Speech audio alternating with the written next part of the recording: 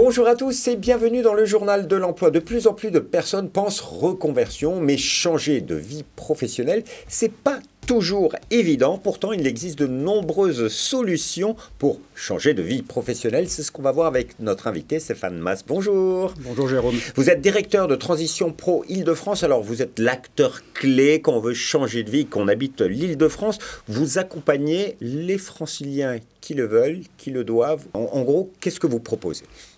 Bien, nous sommes un acteur majeur de la reconversion depuis maintenant près de 40 ans. Alors, acteur paritaire, géré par les partenaires sociaux et en relation avec l'État. Nous accompagnons les reconversions en matière de financement notamment, avec un certain nombre de dispositifs.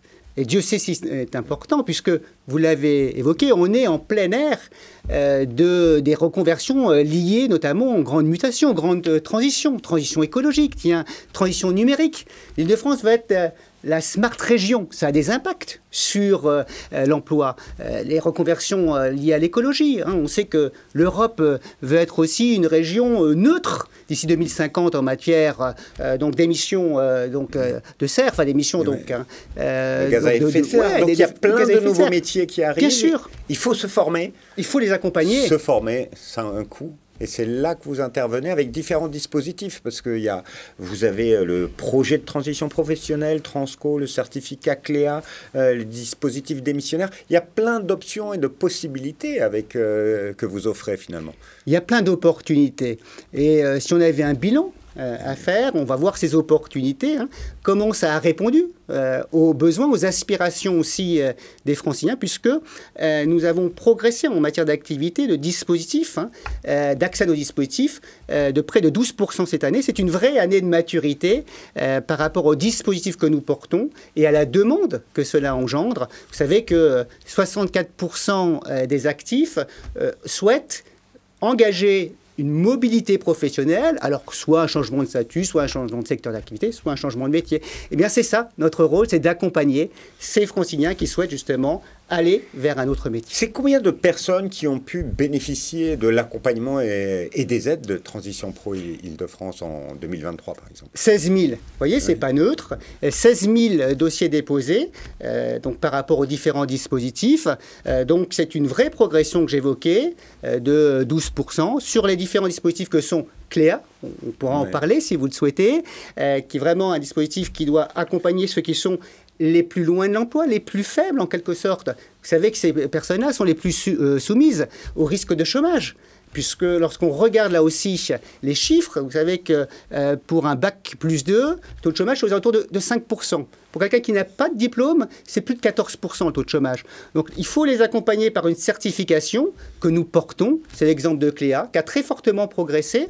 Vous avez aussi, bien évidemment, le dispositif VAE, validation des acquis de l'expérience. On parlait d'un dispositif aussi qui a été rénové, qui a aussi fortement progressé.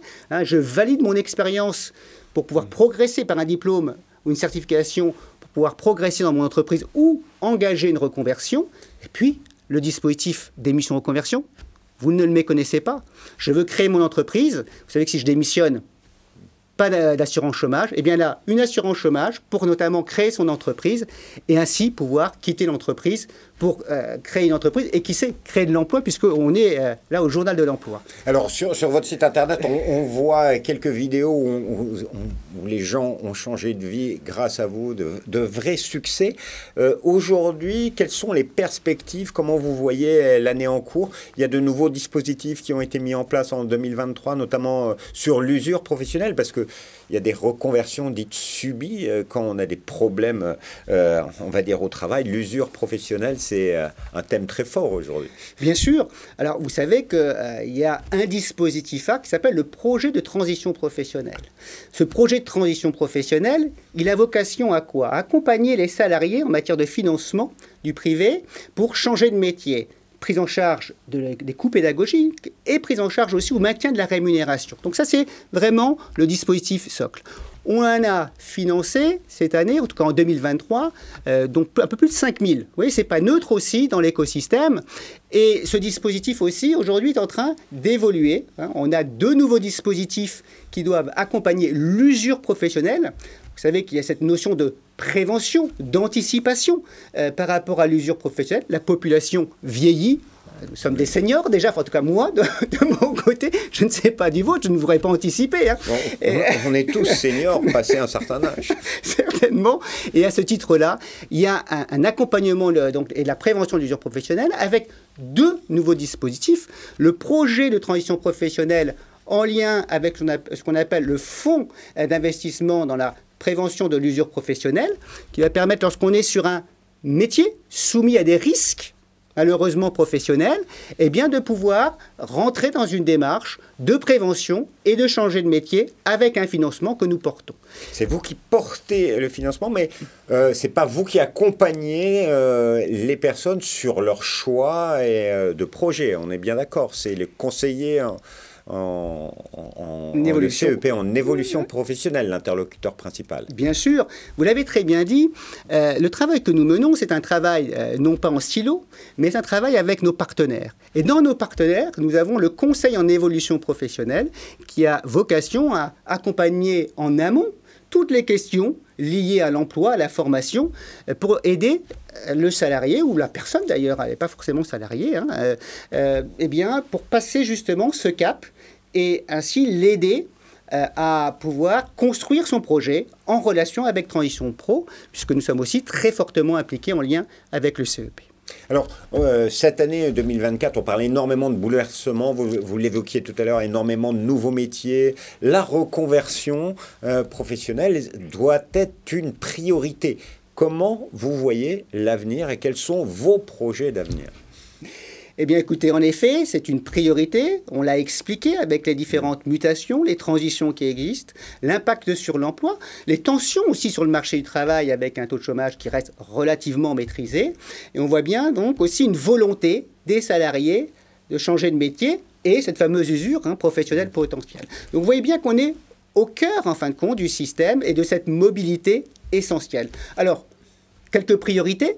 La première priorité, nous allons relancer Génération Reconversion. Génération Reconversion, le fameux salon de la reconversion, une première édition, vous étiez d'ailleurs partenaire, qui a très fortement réussi. Et donc, on va être de nouveau, le 27 et le 28, en action. 27 et 28 septembre 2024, le salon Génération Reconversion.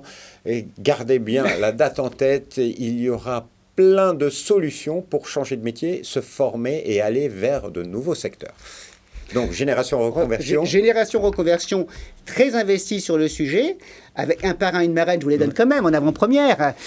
Donc, Trésor Makunda, qui est un champion paralympique, qui va apporter aussi sa vision, la reconversion. Il a maintenant près de 40 ans. Et puis, allez, je garde le nom de la marraine, vous verrez, c'est une belle surprise aussi. Et ça se passera juste Quai de Javel, c'est important parce que c'est le lieu qui va accueillir l'équipe de France des JOP.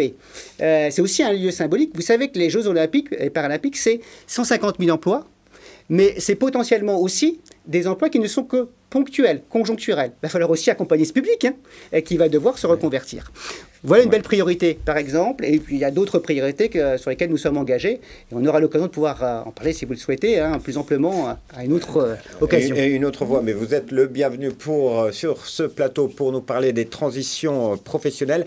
Si vous voulez en savoir plus, bien sûr, sur Transition Pro, vous allez sur le site internet www.transitionpro-idf.fr. Et on termine par un petit conseil pour des personnes qui veulent se lancer et hésitent à changer de métier. C'est quoi votre conseil ? Venez à Génération Reconversion. Vous avez tous les acteurs sur un même lieu, plus 100 exposants qui vont pouvoir vous accompagner et répondre à toutes vos questions. 27, 28 septembre, on est à votre disposition. Merci beaucoup, Monsieur Mas. Et quant à nous, on se retrouve bientôt pour un nouveau journal. Au revoir.